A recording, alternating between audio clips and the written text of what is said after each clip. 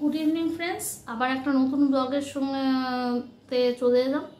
Happy Holi. সবাই আশা করি ভালো আছেন, আমরাও মোটামুটি আছি। আমার শরীরটা একটু সকালে ভালো ছিল না আমার আর হাপ্পুর, তাই জন্যে আমি সকালে কোনো ব্লগ করিনি। আজকে তো দোল পূর্ণিমা, তা সকালে আমাদের বাড়িতে তো নিরামিষ রান্নাই হয়। ওই খিচুড়ি, বেগুন ভাজা আর হাপ্পুর জন্য একটু আলু ভাজা করেছিল, এটাই যা। তা ওটা তো আর দেখানোর কিছু নেই। ওই অল্প একটু ঠাকুর পুজো টুজো, যাই হোক যেগুলো করার সেগুলোই করেছিলাম। আর সেকেন্ডলি হচ্ছে এর আগের বছর আমরা দোল পূর্ণিমা, মনে প্রতিবারই দোল পূর্ণিমা, শুধু আগের বছর না, আমি বলবো প্রতিবারই প্রায় হতো দোল পূর্ণিমা। জবে থেকে সৌনক গাড়িটা কিনেছিল, আমরা বাইরে যেতাম, বা তার আগে আমরা আবার গাড়ি ভাড়া করেও যেতাম। লাটাগুড়ি বা কোথাও একটু থাকতাম, 2-3 দিন ওখানে কাটাতাম।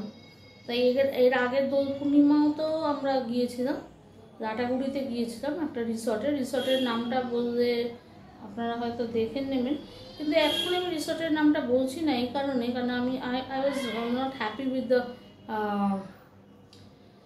People who are there. মানে I was not happy with there, কী বলবো, যে ওরা কিভাবে বিহেভ করেছিল।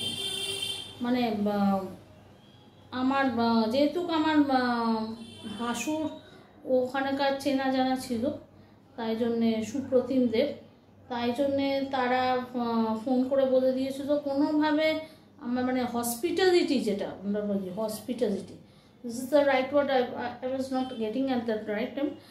হসপিটালিটিটা কিছু ছিল না। হসপিটালিটি, আমরা তোমার রিসর্টে গেছি, তোমাদের একটা হসপিটালিটি থাকবে, সেটাই যদি না থাকে তাহলে তুমি কী জন্য রিসর্ট খুঁজেছো।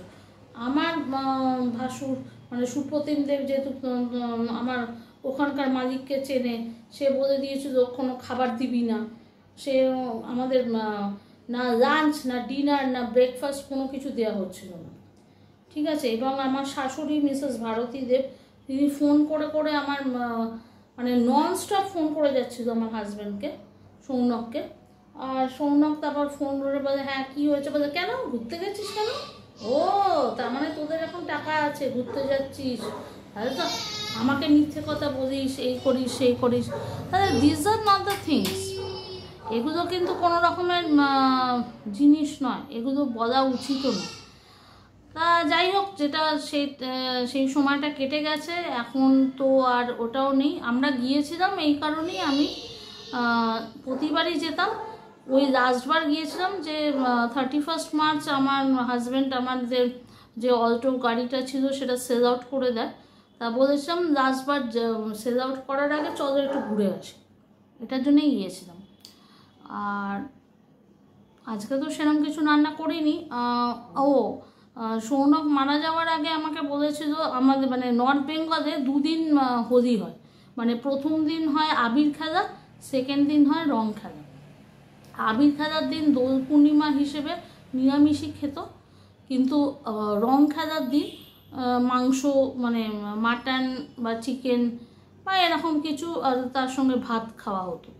তা সৌনকও বলেছিল এবারে যে একটু কিছু মাটন করবে, তা আমি বললাম ঠিক আছে, হ্যাঁ কেন করবো না, অল্প করেই করবো।